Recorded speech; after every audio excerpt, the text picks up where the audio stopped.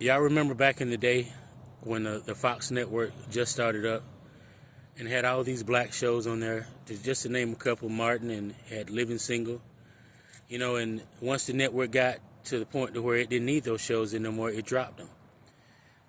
That was what diversity, equity, and inclusion looked like in the beginning.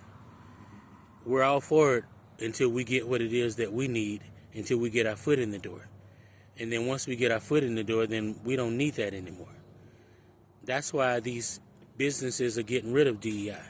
Because once they get what it is that they need, they're like, hey, we don't need y'all anymore. So a lot of y'all look at this TikTok ban and you go, man, I can't believe that they're doing this right here. Diversity, equity, and inclusion. Once you get what it is that you need, or if you're not getting what it is that you need, you're not as open to DEI as you are when you're getting what it is that you need. As I've said in other videos, the only color that matters in this world is the color green. They don't care about you being black, white, Puerto Rican, Chinese. They don't care. If they're not getting any green out of it, then they're going to do what it is that they have to do to make sure they can get some green out. Make no mistake about this. Everything that they say about TikTok is probably true. And everything that you say about TikTok is probably true. It's all of the above. The reason that they're banning this thing, it goes back to the one thing that I've said. It's about the money. And if we're not getting any profit out of this, then we're not going to keep backing this. We're going to do whatever it is that we have to do to make sure we get rid of it, unless somebody comes in and buys this to where we can get a piece of the pie. Diversity, equity, and inclusion is not just a one-sided, not just a color thing.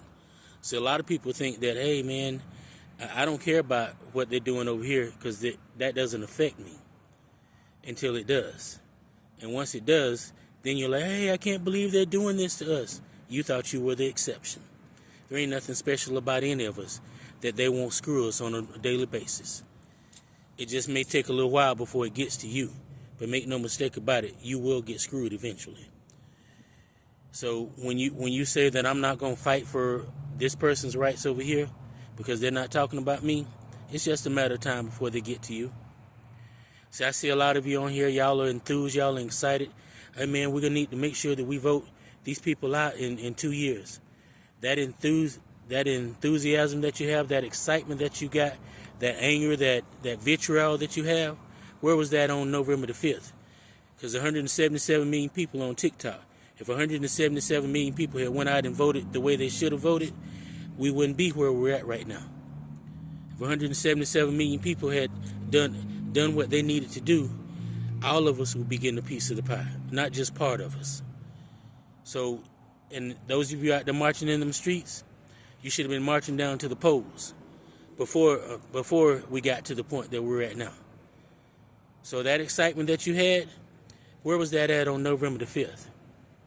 Because this DEI, diversity, equity, and inclusion, these things that you're losing right now, you could have prevented all of this had you done what needed to be done before November the 5th.